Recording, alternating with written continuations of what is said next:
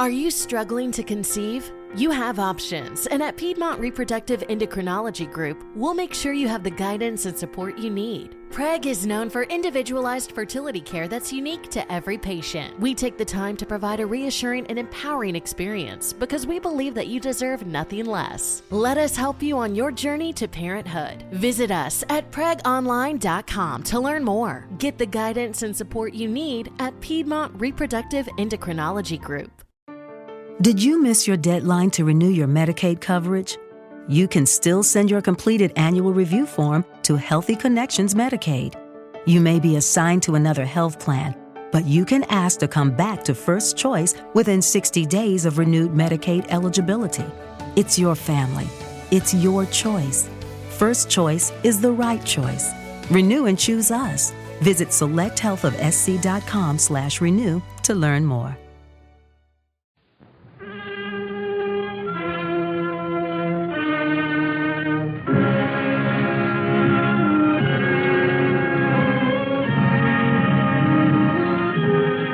The makers of Campbell Soups present The Campbell Playhouse.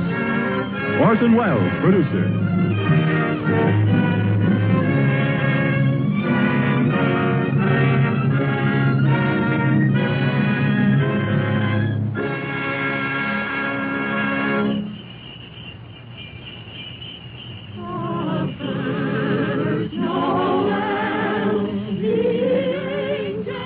Good evening. This is Orson Welles. There are clearly a number of ways in which a Christmas carol could be introduced. Myself, I am most struck by the happy fortune that enables us on this Christmas Eve to present Mr. Lionel Barrymore, the best-loved actor of our time, in the world's best-loved Christmas story, A Christmas Carol. It is the American way, as we know, to establish traditions quickly where popular instinct and sentiment pronounce them sound. And so it is that today, actually only the 5th anniversary of Mr. Lionel Barrymore's first playing of the part of Ebenezer Scrooge for the Campbell Playhouse, there is, I think, in all America nothing more eagerly awaited, more firmly rooted in the hearts of the radio family that numbers millions, than this yearly performance of A Christmas Carol. A Christmas Carol, as Charles Dickens wrote it, has by common consent long been a classic. Mr. Lionel Barrymore's appearance in it is rapidly becoming one. And now, just before A Christmas Carol, Ernest Chappell has a special Christmas greeting from the makers of Campbell Soups. Mr. Chappell. Thank you, Orson Welles. As the old year draws toward its close, we of Campbell's feel a bond of warmth and gratitude toward each of you, our friends. For you see, in homes everywhere throughout the land, Campbell Soups have been welcomed. Day by day and week by week, you have placed confidence in us and in the foods we make. And there isn't anything we appreciate more deeply than the fact that so many of you have elected to let Campbell's make your soups for you. And so when Christmas comes, we look about to find some way to show our appreciation, some Christmas present by which to say thank you. The gift we chose 5 Christmases ago and have chosen each year since has become a part of Christmas to many and many a family. It has become a Christmas custom to gather around the radio to hear and to enjoy A Christmas Carol. And since it is Christmas Eve, we hope, too, that the younger members of the family are permitted to stay up and listen before dreams and visit of Santa. We get a great deal of pleasure planning and preparing this Christmas gift, and now it's ready. Off come the wrappings, off come the tags that say, please do not open till Christmas. Out comes the card, to you from Campbell's. And here is the gift itself.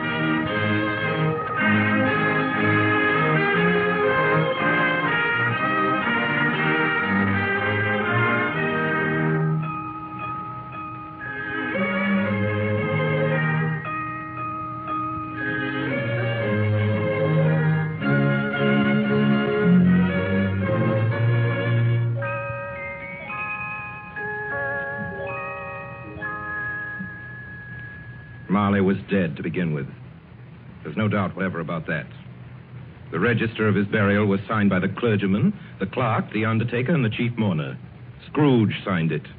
And Scrooge's name was good upon change for anything he chose to put his hand to. Old Marley was as dead as a doornail. Scrooge knew he was dead? Of course he did. Scrooge and Marley were partners for I don't know how many years. Oh, but he was a tight-fisted hand at the grindstone, was Scrooge.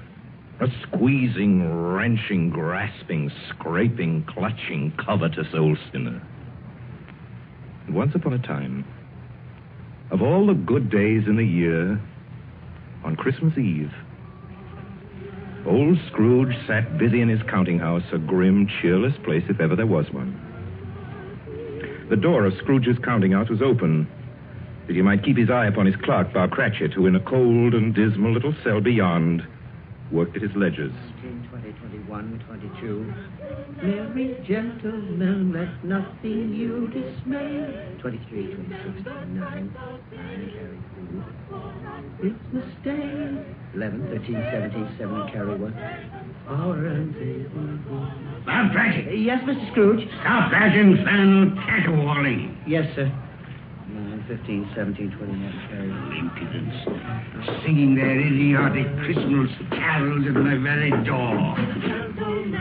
Go somewhere else and bellow your blasted carols, or I'll give you in charge. Sorry, Governor. It's almost for Christmas time, you know. Yes, and I don't want any of your old customs. Take your fellow fools and go away. Christmas.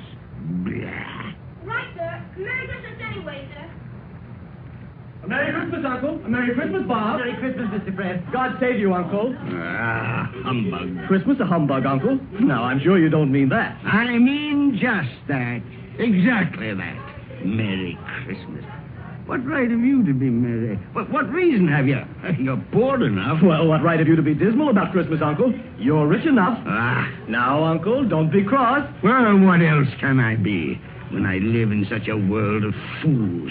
What's Christmas to you but a time for paying bills without money? Merry Christmas. A time for finding yourself a year older and not an hour richer. If I could work my will, every idiot who goes about with Merry Christmas on his lips would be boiled with his own pudding and buried with a stake of holly through his heart. He should. Uncle? Nephew, keep your Christmas in your own way and let me keep it in mine. Keep it, but you don't keep it, Uncle. Well, let me leave it alone then. What do you want? A Christmas gift, I've no doubt. I came to wish you a Merry Christmas, Uncle. Merry Christmas. Much good may Christmas do you. Much good it ever has done you. There are many things from which I derive good by which I have not profited materially, I dare say, Uncle. Christmas among the rest. But I have always thought of Christmas time as a good time. A kind, forgiving, charitable, pleasant time. And therefore, Uncle, though it has never put a scrap of gold or silver in my pocket, I believe it has done me good and will do me good. And I say, God bless it. God bless Christmas. Hurrah! Let me hear another sound out of you there, Bob Cratchit, and you'll keep your Christmas by losing your situation. As to you, nephew, I wonder you don't go into Parliament. You talk enough nonsense. Don't be angry, Uncle. I want nothing from you. I ask nothing of you. Why can't we be friends? Good afternoon. Well, I'm sorry you feel that way. I've tried.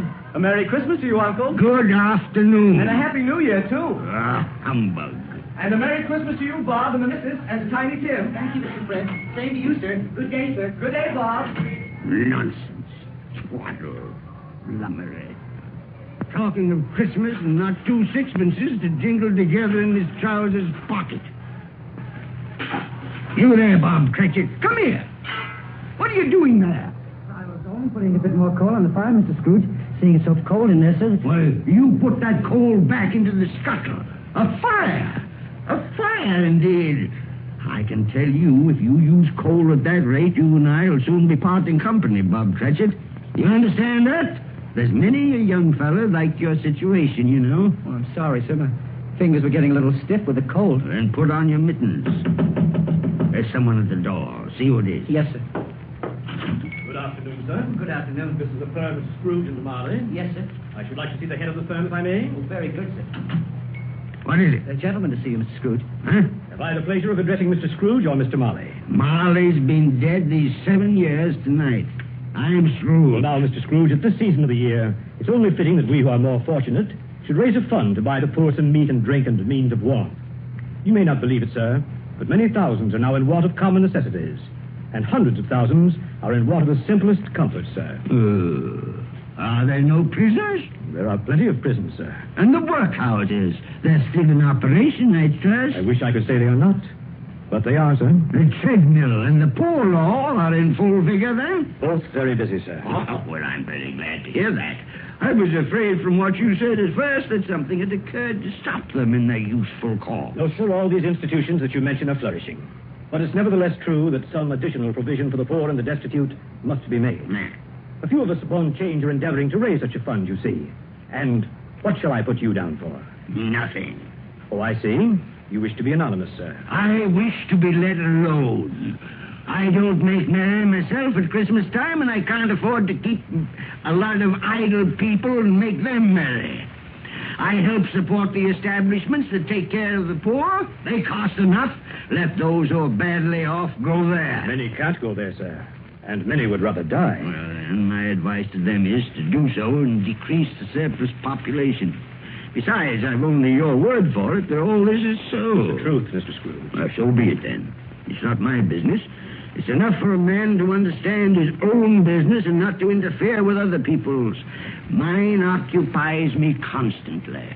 Good afternoon, sir. I quite understand, Mr. Scrooge. Cratchit, show this gentleman out. Yes, sir. This way, please. Sir, I couldn't help overhearing. I should like to contribute threepence. Cratchit! Yes, sir. It isn't much, but it's all I can afford. But there are others in worse situation than I. You're a generous fellow. I wish I might say so of your employer. Cratchit! Yes, sir. Good afternoon, sir. Good afternoon. Merry Christmas. Merry Christmas. Yes, sir. Merry Christmas. Close the door. Yes, sir. I have closed it, sir. 24, 31, 1 and carry 3. A new scarlet tippet for Tiny Tim. And a comb for Martha. 33, 3 and carry 3. Hair ribbon for Belinda. 4, 7, 12, 15. I suppose you want the entire day tomorrow. If it's quite convenient, sir. It's not convenient, and it's not fair. But I suppose I can't do anything about it.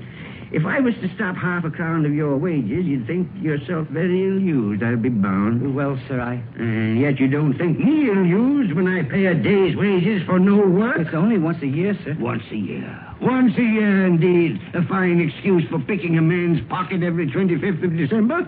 But I suppose it's no good talking. You must have the whole day. Well, see that you're here all the earlier the next morning. You understand? Oh, I will, sir. I will, sir, indeed. Good night, sir, and Merry Christmas. Merry Christmas.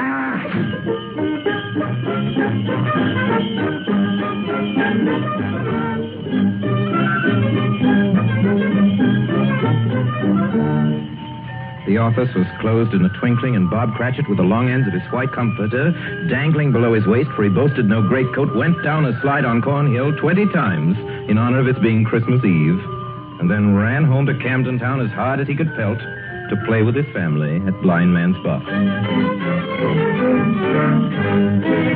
Scrooge, on the other hand, took his melancholy dinner in his usual melancholy tavern.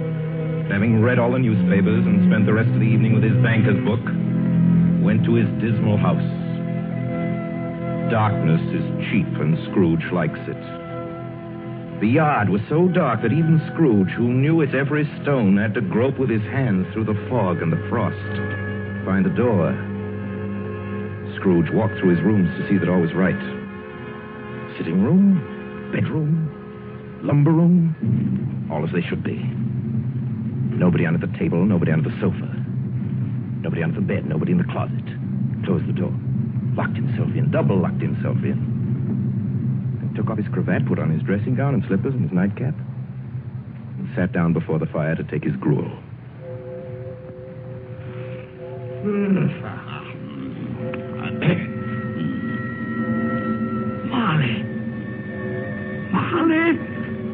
Marley!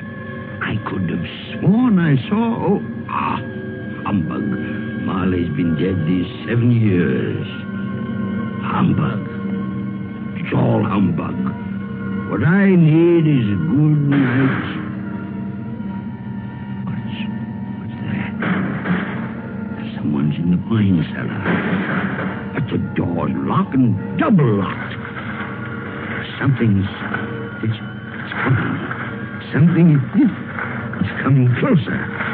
Outside my door. I won't believe it. It's humbug still. Ebenezer Scrooge. Ebenezer Scrooge.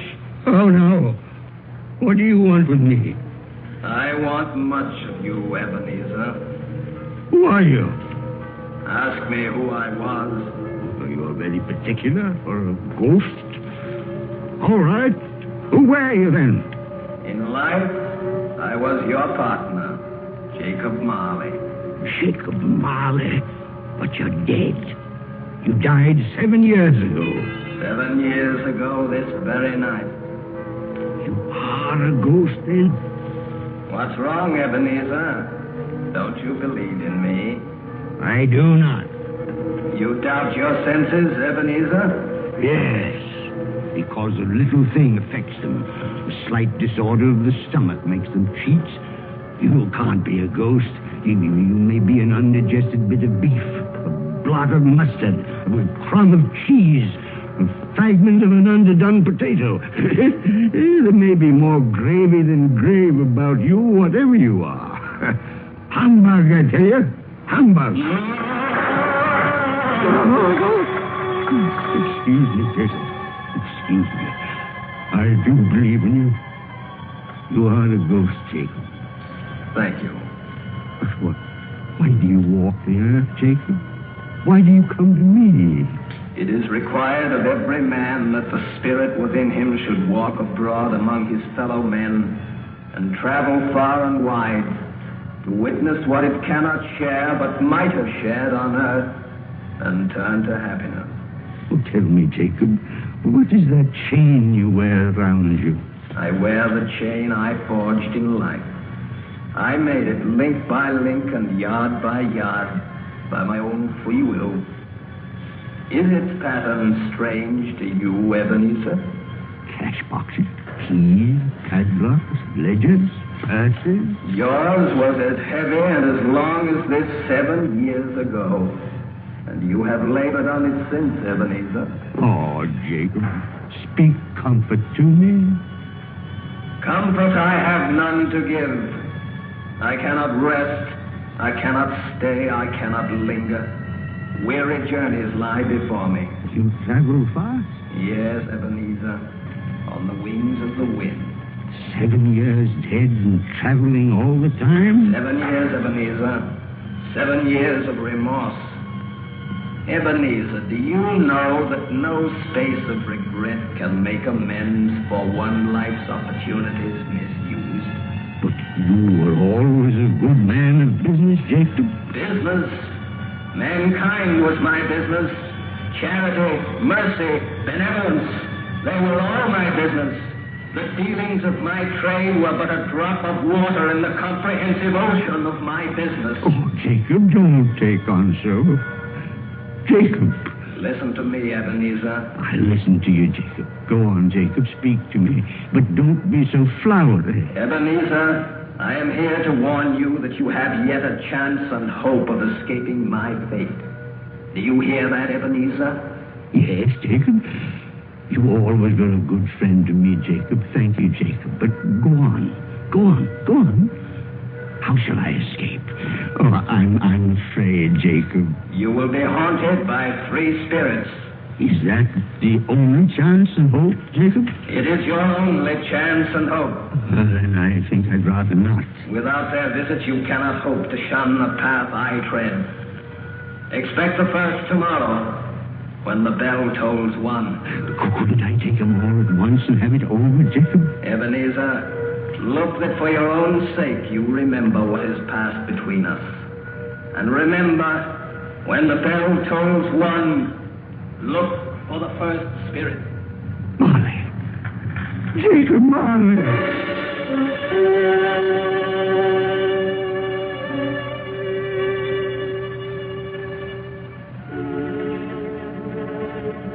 Scrooge awoke.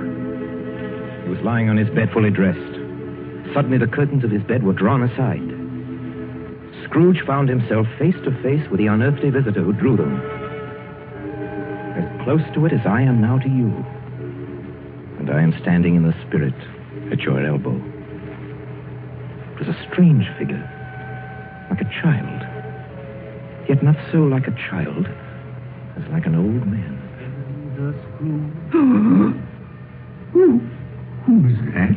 Ebenezer Scrooge, I have come for you. You are the spirit, sir, whose coming was foretold me? I am that spirit. What are you? I am the ghost of Christmas past. Long past? No, your past. But, what do you want of me? What brings you here to haunt me? Your welfare, Ebenezer Scrooge. Rise and walk with me. Oh, no, you're not out of the window. I can't do that. I'll fall down.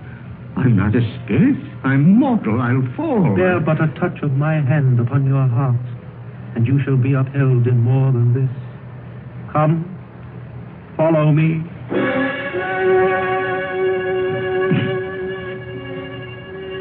Where are we?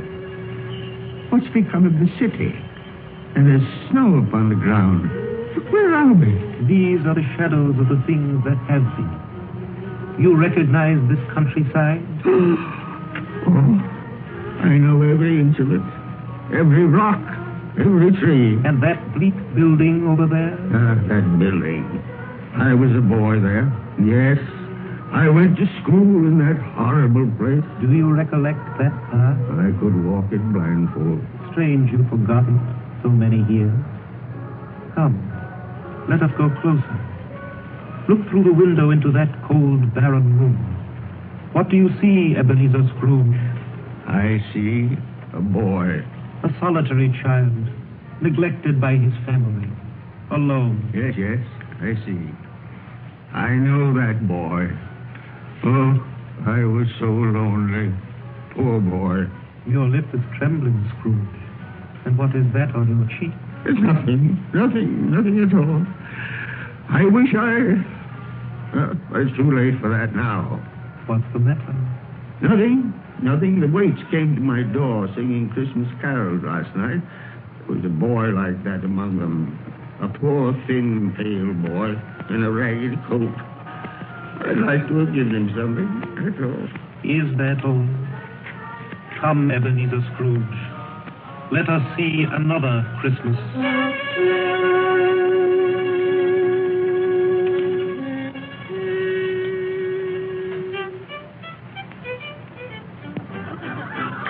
Do you know this place, Ebenezer Scrooge? Know it? Why, this is the counting house where I was apprenticed. Listen. Choose your partners. Why, it's my old master. Bless his heart, old Fezziwig. My master, alive again, and hosting one of his Christmas parties. Listen to him. Spread the needle, and back to your places. There's Dick Wilkins. Poor Dick. Dear, yes? And look, there's Mrs. Fezziwig herself, looking younger than any of them. And the tables all loaded with roast and cider and mince pie and beer. Oh, what a jolly time we used to have. That carefree young man with the light heart and the gay smile. Do you recognize him? Yes. Merciful heaven. How happy I was then. A small matter for old Fezziwig to make those silly folks so full of joy. Small matter? Small indeed. Isn't it? He has spent only a few pounds of your mortal money. Is that so much that he deserves praise? It's not that. It's not that, Spirit. Old Fezziwig has the power to make us happy or unhappy, to make our service light or heavy. His power lies in words and looks, in things so tiny it's impossible to count them up.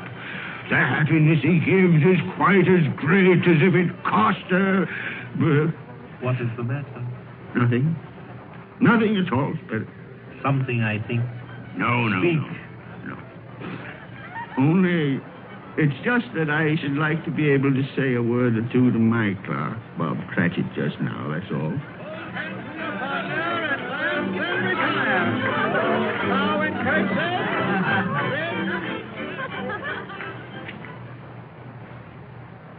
My time grows short, and we have yet another journey to make.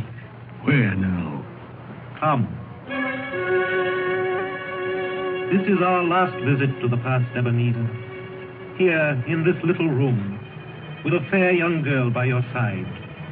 Do you recognize yourself, Ebenezer? Oh, no. Spare me this. You're older now, a man in the prime of life. Your face has begun to wear the signs of care and avarice.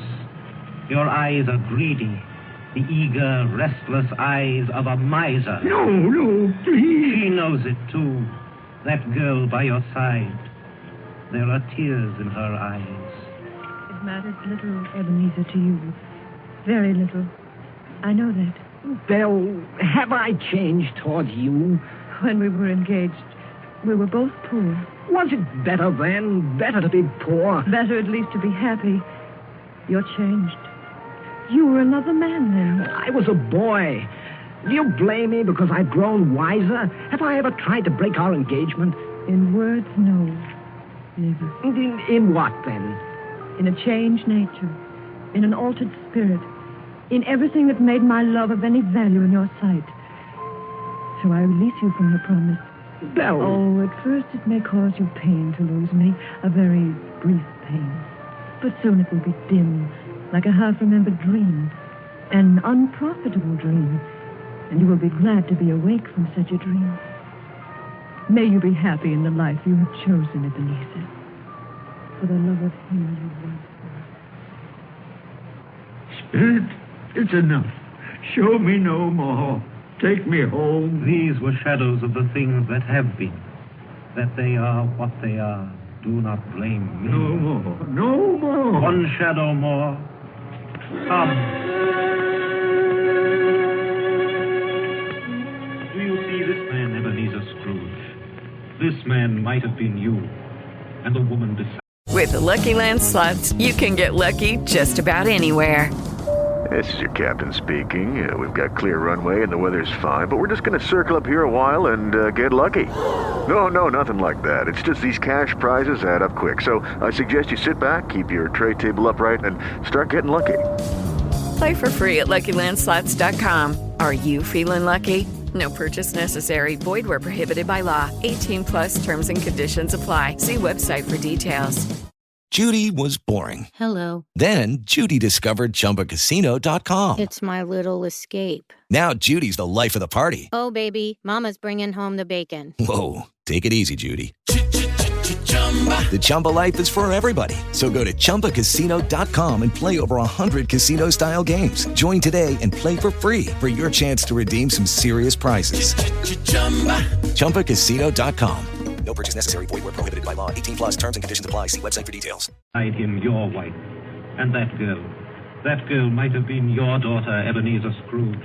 She might have called you father. She might have been a springtime in the haggard winter of your life. Please let me go. Show me no more. Listen now, while they speak, Ebenezer. Belle, I saw an old friend of yours today. Who was it? Yes.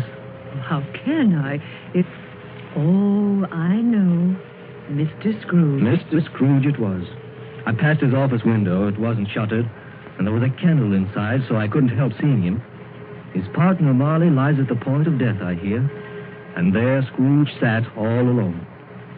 Quite alone in the world, I do believe. Spirit, I can bear no more. Leave me. Hold me no more. Take me back. Take me back.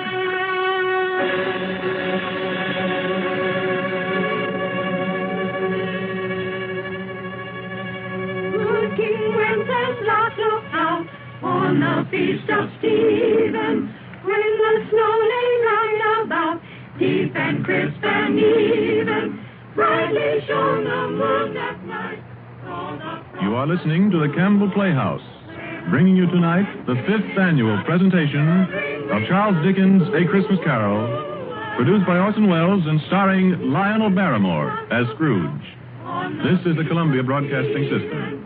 When the snow lay round about, deep and crisp and even, brightly shone the moon that night, though the frost was cruel, when a poor man came in sight, gathering winter dew.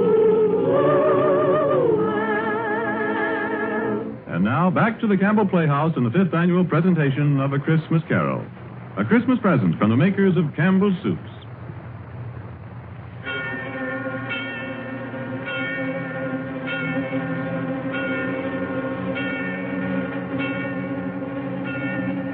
On the stroke of one, Scrooge awakened suddenly and sat him bolt upright in his own bed. He remembered the words of Marley's ghost and wondered from which direction the second specter would appear. At that moment, nothing between a baby and a rhinoceros would have astonished him very much. Now being prepared for almost anything, he was not by any means prepared for nothing. And consequently, when no shape appeared, he was taken with a violent fit of trembling. 5 minutes, 10 minutes, quarter of an hour went by, yet nothing came. Then, as he sat in his bed, he became aware gradually of a great blaze of ruddy light that seemed to shine upon him from the adjoining room. He got up softly and shuffled in his slippers to the door. It was his own sitting room, there was no doubt about that. But it had undergone a surprising transformation. The walls and ceiling were so hung with living green that it looked a perfect grove. And there sat a jolly giant, glorious to see, who bore a glowing torch in shape not unlike Plenty's horn, and held it up high up to shed its light on Scrooge as he came peeping round the corner. Come in, Ebenezer Scrooge, and know me better, man. I am the ghost of Christmas present. Spirit, take me where you will. Last time I went against my will and learned a lesson which is working now. If you have anything to teach me, let me profit by it. Touch my robe, Ebenezer Scrooge. Touch my robe.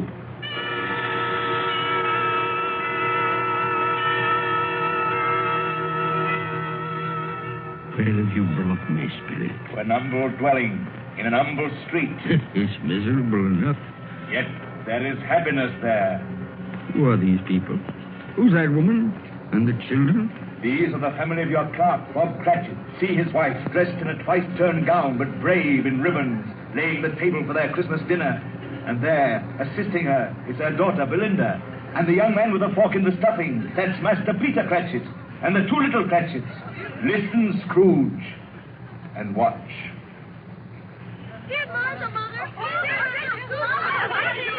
Quiet, children, quiet. Now sit you down before the fire, Martha, and have a warm, Lord bless you. Where's Father? He's been to church with Tiny Tim. They'll be along directly. How is Tiny Tim, Mother? Any better at all? Sometimes I think he is. And sometimes I think, oh, dear God, if anything should happen to Tiny Tim. Oh, Mother, you mustn't even think of such a thing. Merry Christmas, everybody. Martha, welcome, my dear. Oh, Merry Christmas, Father, and Tim. Merry Christmas, Martha. Oh, Tim, you darling.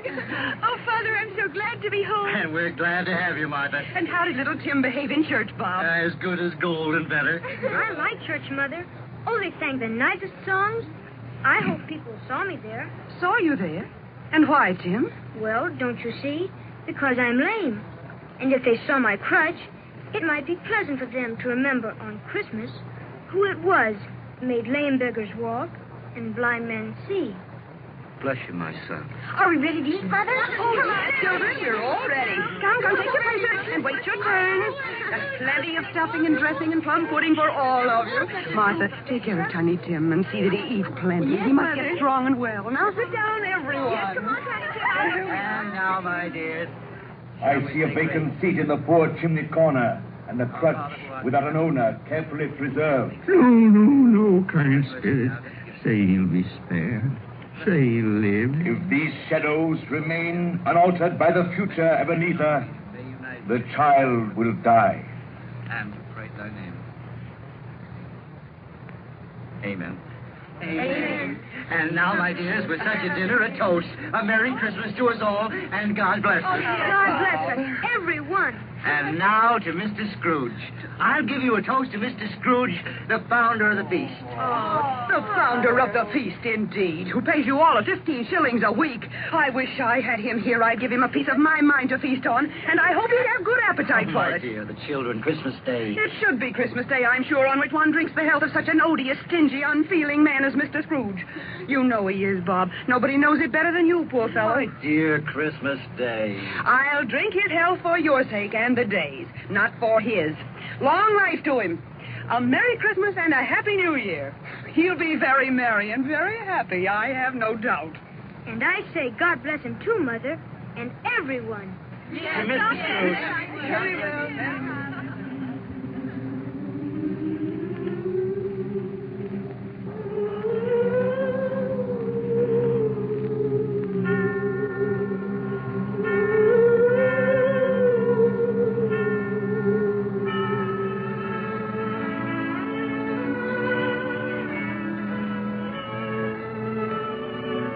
There was nothing of high mark in all this. They were not a handsome family, these Cratchits. They were not well dressed. Their shoes were far from being waterproof. Their clothes were scanty and had known, very likely, the insides of a pawnbroker's. But they were happy, grateful, pleased with one another and contented with the time. And when at last they faded, Scrooge had his eye upon them, and especially on Tiny Tim until the last. Many calls Scrooge made that night with a ghost of Christmas present. Down among the miners they went who labor in the bowels of the earth, and out to sea among the sailors at their watch, dark, ghostly figures in their several stations. Much they saw and far they went, and many places they visited, but always with a happy end. The spirits stood beside sick beds, and they were cheerful. On foreign lands, and they were close at home. By poverty, and it was rich. In almshouse, hospital, and jail, where vain man in his little brief authority had not made fast the door and barred the spirit out, the spirit left his blessing. It was a long night. It was only a night. And it was strange, too, that while Scrooge remained unaltered in his outward form, the ghost grew older. Clearly older. My life upon this globe is very brief, Ebenezer. It ends tonight. Tonight? Tonight at midnight. Hark. The hour is come. Oh, not yet. Not yet. Now, there are still more things I wish to learn. These you will learn from still another spirit. Still another spirit, Ebenezer. Scrooge looked about him for the ghost. It had vanished. But he found himself once more in his bed, in his dressing gown and his nightcap. He'd heard the clock strike. And then he remembered the prediction of old Jacob Marley, and lifting up his eyes, beheld the third spirit. A solemn phantom, shrouded in black, draped and hooded, coming towards him slowly and silently, like a mist along the ground. I know you are the ghost of Christmas yet to come. You will show me the shadows of things that have not happened, but will happen in the time before us. Answer me, spirit, ghost of the future. Oh, I fear you more than any specter I've seen. Yet, as I know your purpose is to do me good, and as I hope to live to be another man from what I was, lead on. Lead on. The night is waning fast. Time is precious. Spirit, why have you brought me here again? Into Bob Cratchit's home? It's not the same. Why is it so quiet? So very quiet here.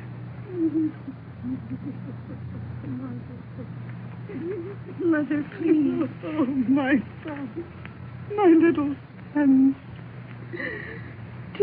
Tim. I loved him so. Mother, dear, you mustn't. It's almost time for Father to be home.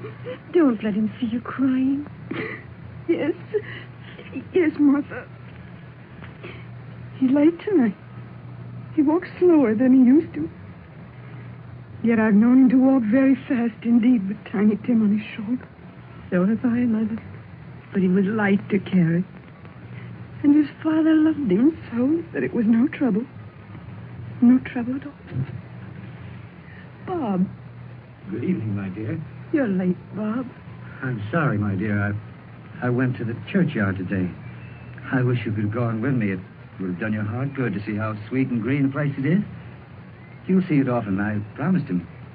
I promised Tiny Tim we'd walk there on Sunday. Oh, Father, dear, it's God's will, Bob. I'm trying to understand it, my dear. My son. My little son, Tiny Tim. And I loved him so. Oh, that's cruel. Cruel. Spirit, can't you give me one ray of hope that I may change all that? That Tiny Tim may live?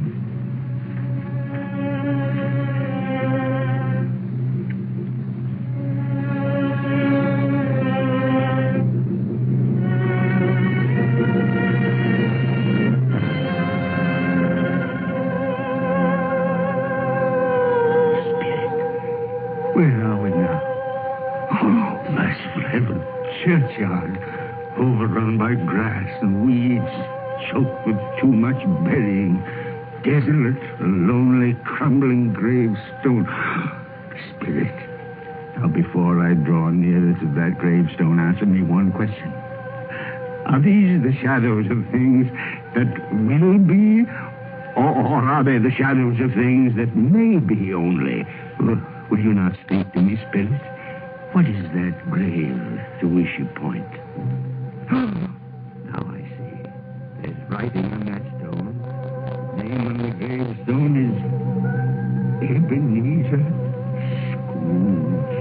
Ebenezer Scrooge. Oh, Spirit. No. Spirit, hear me. I'm not the man I was. Why show me this? If I'm past all hope, tell me that I may change these dreadful shadows that have come, that you've shown me by an altered life. I'll honor Christmas in my heart, and I'll try and keep it all the year. I live in the past, the present, and the future. I will not shut out the lessons that they teach. Tell me, do, Spirit. Please tell me that I can sponge away the writing on that stone, Spirit. I beg of you, Spirit. Spirit.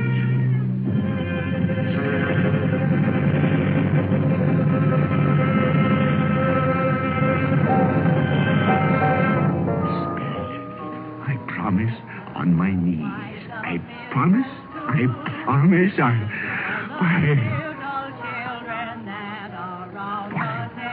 What's this?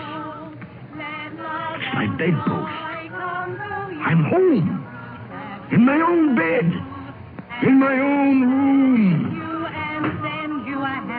And the sun. The sunshine. It's clear. It's bright. No fog. Oh, what a beautiful day. Glorious. Glorious. Boy. Oh, boy. Yes, sir? What's today?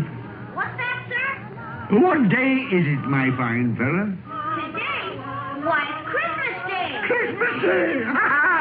And I haven't missed it. The spirits have done it all in one night. All in one night. Heaven be praised. How's that, sir? Listen, my lad. Do you know where the poultry is in the next street? I should say I do. An intelligent boy. A remarkable boy. Tell me, do you know if they've sold the prize turkey that was hanging in the window? The one as big as me? What a delightful boy. It's a pleasure to talk to you. Yes, my buck? It's hanging there now, sir. Oh, that's wonderful. Now go around, will you, and tell him to send it to Bob Cratchit and his family on Broad Street. And mind you, they're not to know who paid for it. Now, hurry along, my lad. And here's half a crown for your trouble. Yes, sir. Yes, sir. And a Merry Christmas. And a Merry Christmas to you, too, my boy. Oh, I don't know what to do. I'm as light as a feather, as happy as an angel. I'm as merry as a schoolboy. A Merry Christmas. A Merry Christmas to everybody. A Happy New Year to all the world.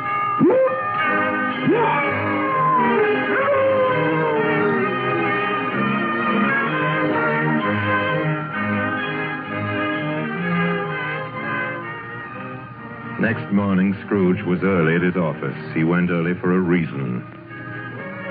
If he could only be there first and catch Bob Cratchit coming late. That was the thing he'd set his heart upon. And he did it. Yes, he did. The clock had struck 9. No Bob. 1:15. No Bob. Scrooge sat with his door wide open that he might see him come in. And at last he came. His hat was off before he opened the door. His comforter, too. He was on his stool in a jiffy, driving away with his pen, as if he were trying to overtake 9 o'clock. 8 and 17 and 15, carry the 1, 24, carry the 2, 31, carry the 4, 8 and 6 and 14, carry the 8. Hello, you, Cratchit. Yes, sir. Step this way, Cratchit, if you please. Cratchit, what do you mean by coming in at this time of day? Oh, I'm very sorry, sir. I'm behind my time. You are? You are? Yes, I think you are. Oh, it's only once a year, Mr. Scrooge. It shall not be repeated. I was making rather merry yesterday, sir. I'll tell you what, my friend. I'll not stand this sort of thing any longer. And therefore, Bob Cratchit, I'm about to raise your salary. Mr. Scrooge, are you quite yourself, sir? No. No, thank heaven I'm not quite myself. Merry Christmas, Bob. Ha ha! Merry Christmas, my good fella. A merrier Christmas than I've given you in many a year. I'll raise your salary, and we'll see what we can do for Tiny Tim and the rest of your family. We'll discuss it this very afternoon over a Christmas bowl of smoking bishop. Bob, make up the fire. Make it up and buy another coal scuttle before you dot another I.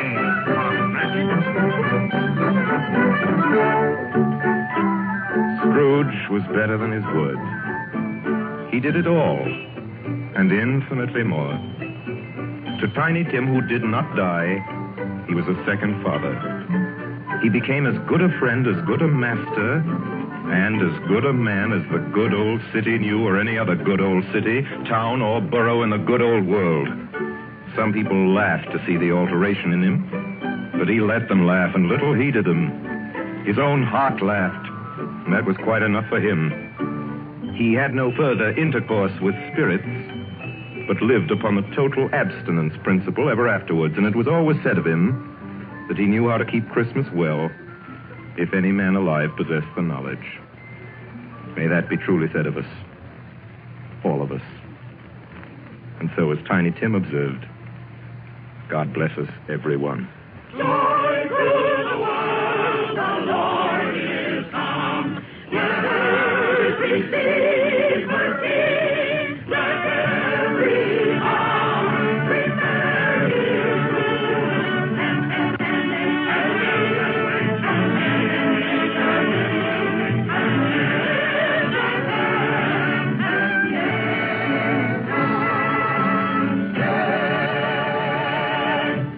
You have just heard our annual presentation of Charles Dickens' A Christmas Carol, starring Lionel Barrymore, brought to you by the makers of Campbell Soups. And now here is Orson Welles. At this point in the program, ladies and gentlemen, it is my custom, as you know, to present to you with a few words of introduction our guest of the evening. With your consent, I shall dispense with this tonight. To introduce tonight's guest to the Campbell Playhouse audience or to any other American audience is an extravagant and superfluous procedure. For if ever an actor has won for himself a lasting place in the hearts of his fellow countrymen through years of unsparing and inspiring service, that actor is Lionel Barrymore. Mr. Lionel Barrymore. Thank you, Orson Welles. Good evening, ladies and gentlemen. This is the 4th year I've had the pleasure of appearing in the Christmas Carol here on the Campbell Playhouse. And I assure you all it's a pleasure that never tires. As long as I can remember, this has been one of my favorite stories. When we were children, it was read to us regularly this time of year, as it is to millions of children right now. And like many of them, I'm sure, the three of us, Ethel, Jack, and I, with the aid of a sheet and some old ironware, made a play of it. As I remember, we had 3 Scrooges in that production. Mr. Barrymore, who played Tiny Tim? I think we had 3 Tiny Tims, too. But seriously, I can think of no part that I've enjoyed playing again and again as much as I have the part of that squeezing, wrenching, grasping, scraping, clutching, covetous old sinner, Ebenezer Scrooge. And I can think of no happier or more suitable choice for the makers of Campbell's soups to offer the people of America as their Christmas present each year than Charles Dickens' well-beloved story, Christmas Carol. Good night, Orson. Good night, everybody. And a Merry, Merry Christmas to you all. Good night, Mr. Barrymore. Merry Christmas to you, sir. Ladies and gentlemen, for next Sunday night, we're happy to announce our version of a great and truly American story by a great American novelist, Come and Get It, by Edna Ferber. Against a background of the mighty forests of Miss Ferber's own Wisconsin, it tells a stirring tale of the men and women who live and die in the woods in order that lumber may come down the rivers every spring into the cities of the modern world. Like so many of Miss Ferber's epic romances of American life, it was made from a best-selling novel into a highly successful motion picture. Now we bring it to you on the air. The story of a man and his son and the girl they both loved, Lotta, played for us by one of the loveliest and most accomplished of Hollywood's younger dramatic actresses, Miss Frances D. And so until next week, until Come and Get It with Frances D., my sponsors, the makers of Campbell Soups, and all of us on the Campbell Playhouse remain, as always, obediently yours. But just a minute, Benny, ladies and gentlemen, it's the night before Christmas. And all through the Campbell Playhouse, not a creature is stirring that doesn't join Lionel Barrymore in wishing you a Merry, Merry Christmas. This goes for all of us, from my sponsor, from myself, from all of us, from Don McBain, who runs the machinery in the control room, to Miss Helgren, who types the Campbell Playhouse scripts. A Merry Christmas from Benny Herman and his band of Merry Melodians. Merry Christmas. You get the idea. From Max Sayre's choruses. From Harry Esmond and his crew of sound effects technicians. Thank you. And from Orson Welles and his considerable aggregation of dramatic talent, which includes, among others, Mr. Frank Reddick, Miss Georgia Backus, Miss B. Benaderet, Mr. Ray Collins, Mr. Everett Sloan, Mr. George Coulouris, Edgar Barry, Erskine Sanford, Tommy Lane, William Allen, Betty Lou Walters, Eric Burtis, and, of course, myself and George Spelvin. A Merry Christmas. How about it, ladies and gentlemen? A Merry Christmas. And finally, as Tiny Tim says, God bless us, everyone.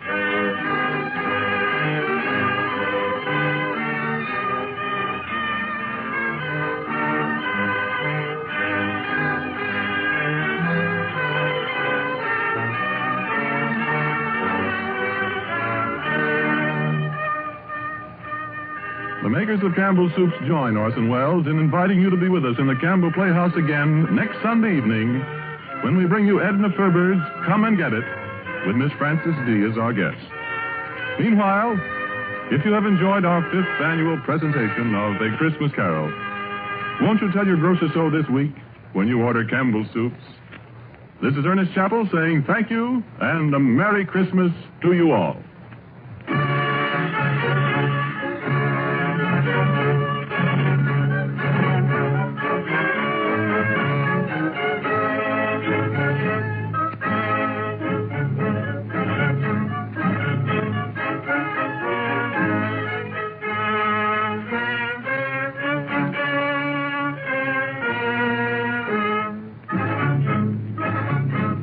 This is the Columbia Broadcasting System. Hello, it is Ryan, and we could all use an extra bright spot in our day, couldn't we? Just to make up for things like sitting in traffic, doing the dishes, counting your steps, all the mundane stuff. That is why I'm such a big fan of Chumba Casino. Chumba Casino has all your favorite social casino-style games that you can play for free anytime, anywhere with daily bonuses. That should brighten your day a little. Actually, a lot. So sign up now at ChumbaCasino.com. That's ChumbaCasino.com. No purchase necessary. VGW Group. Void where prohibited by law. See terms and conditions. 18+.